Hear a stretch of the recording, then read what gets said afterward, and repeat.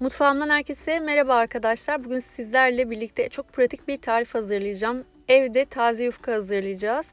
Evet, taze yufka arkadaşlar. Hem de böyle hamur yoğurmadan, işte oklava merdiveni kullanmadan, açma derdi olmadan pratik bir şekilde. Şu an görmüş olduğunuz şekilde sadece fırçayla tavaya sürüyorum hamuru ve yufkalarımı hazırlıyorum. Buyurun hep beraber yapımına geçelim. İlk olarak kabımızın içerisine 2 su bardağı unu alıyorum. Üzerine 1 tatlı kaşığı tuzu döküyorum ve hemen ardından da kaşıkla güzelce karıştırıyorum. Tuzu una yediriyoruz bu şekilde. Şimdi üzerine 2 su bardağı su ekliyorum. Yalnız su bardağının bir tanesi kaynar, diğeri ise soğuk su. Ekliyorum ve daha sonra ister çırpma teliyle isterseniz kaşıkla iyice karıştırıyoruz. Unun topak kalmaması gerekiyor bu aşamada. İsterseniz kaşıkla karıştırmak yerine blenderdan da geçirebilirsiniz. Hangisi sizin için daha pratik olacaksa onu deneyin. Evet, şimdi üzerine 1 yemek kaşığı sıvı yağ döküyorum. Sıvı yağ yerine arzu ederseniz tabii ki zeytinyağı da kullanabilirsiniz. Tekrar kaşıkla karıştırıyoruz. Kıvamı gördüğünüz gibi arkadaşlar böyle koyu akışkan bir kıvamda oluyor. Bulamaç gibi desem yeridir. Kapağını kapatıyorum ve bir 15 dakika dinlenmesi için bırakıyorum. Eğer aceleniz varsa dinlendirmeden de yapmaya geçebilirsiniz. Evet, kaşıkla karıştırdığım için hani böyle belki un kalmış olur düşüncesiyle ben süzgeçten geçireceğim. Eğer blenderdan geçirdiyseniz bu işlemi yapmanıza kesinlikle gerek yok arkadaşlar. Evet, hepimizin evinde blender olmadığı için de bu aşamayı atlamak istemedim arkadaşlar. Süzdükten sonra artık pişirme işlemine geçiyorum. Şimdi tavamı çok fazla değil arkadaşlar. Böyle 1 dakika kadar ocağın üzerinde ısıttım. Isıttıktan sonra ocağımı geri kapatıyorum. Ve fırça ile tabanını kaplayacak şekilde hamurumuzdan sürüyorum. Bu aşamada hemen tecrübe ettiğim bir şeyi sizinle paylaşmak istiyorum. Şimdi kullanmış olduğunuz fırça da aslında çok önemli. Ben böyle bakın kalın bir fırça kullandım. Bu yüzden dolayı sürerken dikkat ederseniz ayrık ayrık oldu. Bayağı bir üzerine sürmem gerekiyor birleşmesi için. Eğer ince uçları ince olan bir fırça kullanırsanız daha rahat edeceksiniz. Evet, şimdi tabanını kapladıktan sonra ocağın altını açacağım. Çok fazla değil arkadaşlar. Sadece hamurun üzerinin kurumasını bekleyeceğim. İnce bir tabaka yaydığımız için ısıyı görmesiyle beraber zaten kuruması bir oluyor. Bir de kesinlikle bu işlemi yüksek ateşte yapmayın arkadaşlar.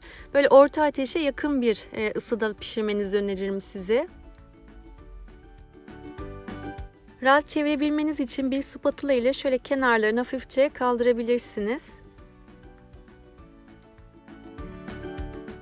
Yufkalar piştikten hemen sonra tabağın üzerine direkt koymayın arkadaşlar. Kağıt peçete sermiş olduğunuz bir tabağın üzerine veya bir sofra bezinin üzerine bırakabilirsiniz ki nemini alsın. Tekrar göstereyim. Yalnız ocak açıkken dediğim gibi yapmayın ya da tavayı üzerinden alıp bu şekilde sürün. Dikkat ederseniz tava ısındığı için böyle sürmesiyle beraber zaten kuruması bir oluyor. Tabanını görmüş olduğunuz şekilde kaplıyorum. Ve ocağa bırakıyorum. Üzeri kurur kurumaz isterseniz spatula ile isterseniz eliniz ile şöyle bir ters çeviriyoruz. Çok fazla değil, bir 10-15 saniye kadar da diğer yüzünü pişiriyorum ve daha sonra hemen ocaktan alıyorum. Evet, görmüş olduğunuz gibi incecik arkadaşlar.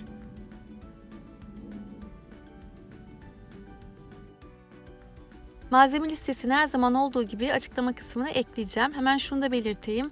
Vermiş olduğum bu ölçülerle daha öncesinde de tavada bazlama yapmıştım. O da çok lezzetli olmuştu. Linkini sağ üst köşeye bırakacağım. Sayfama ilk defa gelenler ya da hatırlamak isteyenler oradan izleyebilir. Ayrıca beğenilerinizle beraber kıymetli yorumlarınızı da lütfen sayfamdan eksik etmeyin. Evet arkadaşlar, bakın sürmemle beraber az önce dediğim gibi zaten kuruması bir oluyor. O yüzden dolayı ocağın üzerine de çok fazla tutmamış oluyoruz. Çevirdikten sonra çok fazla değil 10-15 saniye kadar tutuyoruz ve hemen diğer yufkayı hazırlamaya geçiyoruz. Gördüğünüz gibi bu şekilde yufkalarımız incecik oluyor.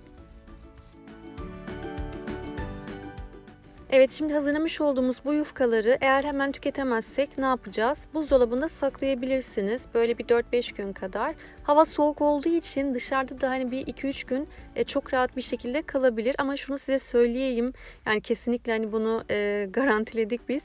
Yaptığınız gibi böyle börek olarak sarmadan dahi çocuklar ellerini alıp hemen yiyorlar. Hiçbir şey kalmıyor. Evet, yufkalarımızın hepsini pişirdik. Diyeceksiniz ki kimisi böyle tel tel ayrılmış gibi. Evet, doğru, tel tel böyle ayrık duran kısımları da maalesef fırçadan kaynaklı. Kesinlikle ilk başta da belirttiğim gibi böyle daha ince, uçları daha ince olan, daha yumuşak olan bir fırça kullanmanızı tavsiye ederim. Yufkaları isterseniz buzlukta da saklayabilirsiniz arkadaşlar. Buzdolabı poşetine yerleştirip buzluğa kaldırabilirsiniz. Ya da börek şeklinde sardıktan sonra da buzluğa koyabilirsiniz. Hatta şu an birkaç tanesini ben böyle saracağım. Tavada da böyle arkalı önlü kızartıp sizlere yakından göstereceğim. Evet, bakın bir tanesini alıyorum. Öyle tel tel hani ayrık olan kısımları var ama hiç problem değil arkadaşlar. Ben zeytin ezmeli yaptım. Üzerine de biraz kaşar rendesi. Kenarlardan bakın, öncelikle karşılıklı kenarları kapatıyorum.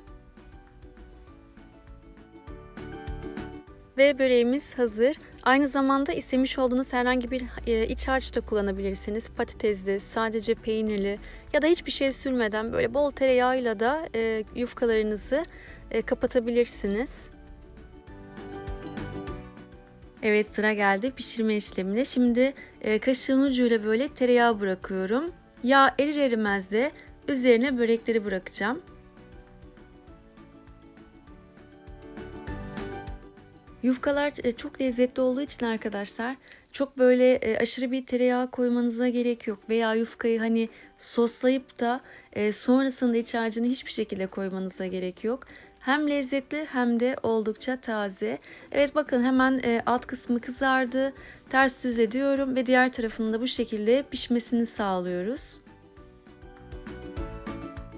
İnanın biz bu güzellikleri çok sevdik. Çok lezzetliydi. Hepinize gönül rahatlığıyla tavsiye ediyorum. İnşallah denediğiniz zaman bunu sizler de göreceksiniz. Ve böreklerimiz servise hazır arkadaşlar.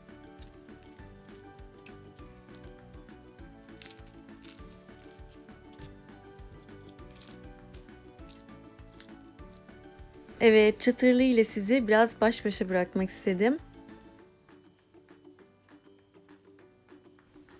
Evet, böreklerimizi ilk başta dediğim gibi isterseniz bu şekilde hazırlayıp buzluğunuza koyabilirsiniz. Videomun da sonuna geldik arkadaşlar. Umarım sizler için keyifli bir seyir olmuştur. Eğer varsa yapmamı istediğiniz bir tarif yorum kısmına yazarsanız en kısa zamanda yapıp paylaşmaktan mutluluk duyarım. Bir diğer videomda görüşmek üzere. Hoşça kalın, sevgiyle kalın.